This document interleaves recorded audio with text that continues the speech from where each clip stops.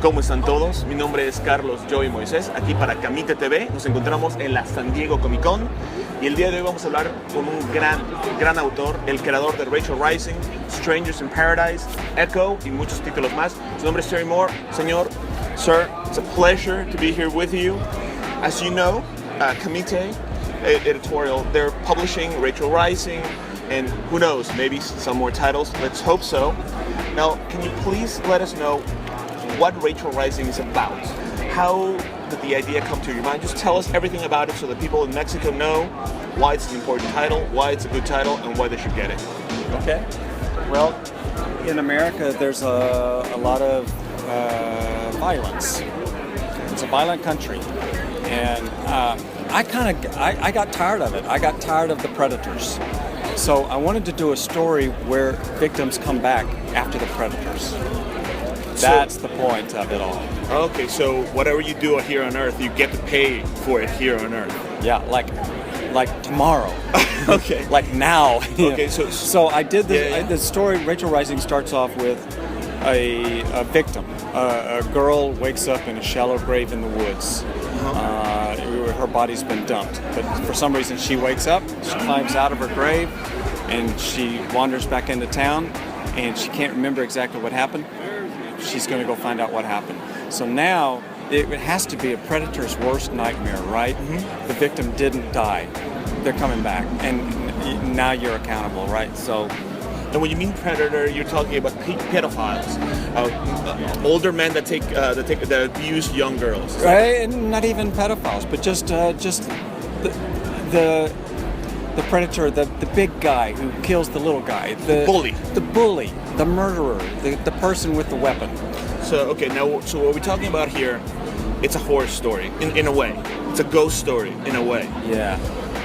The one thing I see in your work is that you jump genres like nobody's business. Like you change socks like you change genres, because with Strangers in Paradise we were dealing with melodrama, we were dealing with romance.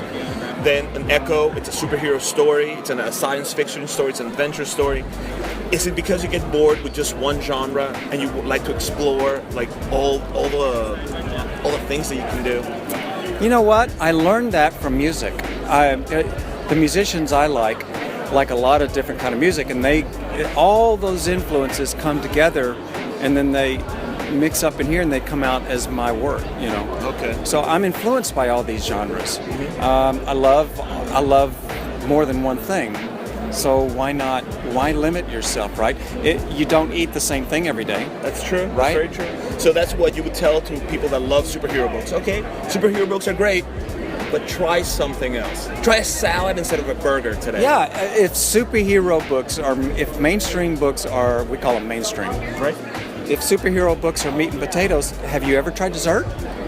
Would you like a drink? You know, there's more out there for you. Right. And the stories, the superhero is, it's always a big story, big consequences, big challenges, but our lives are about, what I have to get through today.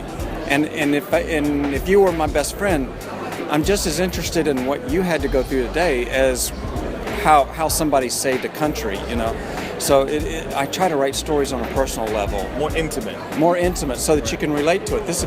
It's like reading about your best friend. Well, that's the thing that grabbed me and got me from Strangers in Paradise. It was like looking through a window at the lives of these three people.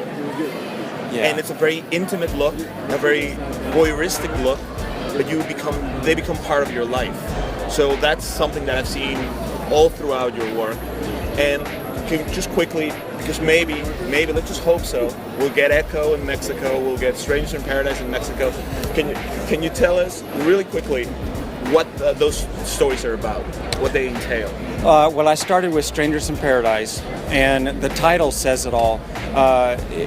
That here we are on this beautiful planet with all these people we can love, and we mess it up because we're like strangers in a paradise. We don't know how to behave, right? How beautiful the title. Now I get it on a whole nother level. Thank you. Yeah. Great meeting you. Well, people always say a bull in a china shop. Yeah. Well, we're strangers in a paradise. I mean, so that's the Strangers in Paradise is a love story, and then the next series I did was Echo, which is really a science fiction story. It's about a woman who's the most powerful thing in the world falls into the hands of an everyday woman, and how does she handle it? Are we safe with her holding it? And that's the story of Echo. That's very interesting, giving the power of a god to a regular person and seeing what's going to happen. Are we safe? Yes. You know, is it safer in the hands of the woman next door, or is it safer in the hands of the military? And that's what the story is about. Well, thank you very much for your time. It's wonderful. My pleasure. Okay, so there's a signature, and to make it official, there is a little drawing, a little tombstone. Oh man. Tombstone, smiley face. Okay. Okay. This belongs to you. You need to go get it from Kamite. Hola. Thank you. Gracias for reading this. Muchas gracias. And I hope to see you soon. Thank you very much, sir. It's been a true honor and a pleasure. Thank you. Thank you. Thank you. Adiós. Por eso estás aquí. Claro que sí. Placer estar aquí y vamos a hablar esta vez de la San Diego Comicon. Y sobre todo, la gran labor que hiciste como corresponsal no oficial. Son las 3:52 y me acaban de informar que hasta las 6 puedo entrar. Hola, ¿qué tal amigos? Soy Mauro Mendo, intérprete oficial de los temas de Sensei para la televisión latinoamericana. Y quiero enviar un saludo muy especial a todos los seguidores de KamiteTV.